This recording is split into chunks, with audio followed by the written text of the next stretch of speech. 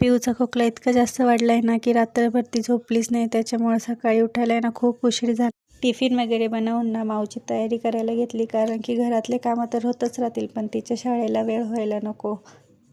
पटकन तिचा tiffin pack करून घेतला. तिच्या टिफिनला आहे ना बटाट्याची भाजी आणि पोळी असं बनवलं होतं. आणि तिला आहे ना सगळ्यात जास्त बटाट्याचीच भाजी आवडते आणि आम्ही एक दिवसाआड तिला आहे ना बटाट्याचीच भाजी देतो टिफिनमध्ये.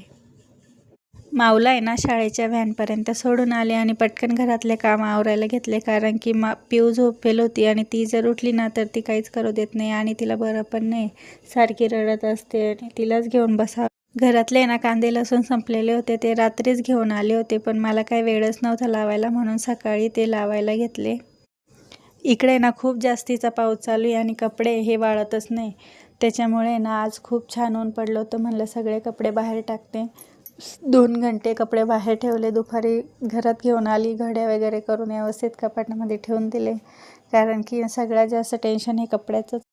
पिऊ आहे ना काहीच खात नाही, त्यासाठी ना तिला आहे ना एक अंडं उकडायला टाकलं आणि बाहेर मस्त पाऊस चालू होता, म्हटलं मक्की पण भाजून घेते लगेच. संध्याकाळचे 7 वाजले, लागले स्वयंपाक करायला आणि आज मी बिर्याणी बनवणार होते. कांदे टोमॅटो कट करून घेतले. सगळी तयारी मी आधीच करून ठेवते आणि मग लास्टला फोडणी देते. अद्रक लसूण आणि मिरचीची पेस्ट बनवून घेतली.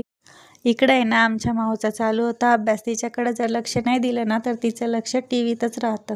जेवण वगैरे करून आहे ना निघालो थोडं फिरायला. तर असा होता आजचा ब्लॉग. आवडला असेल तर नक्की लाईक शेअर आणि सबस्क्राईब करा. Bye bye.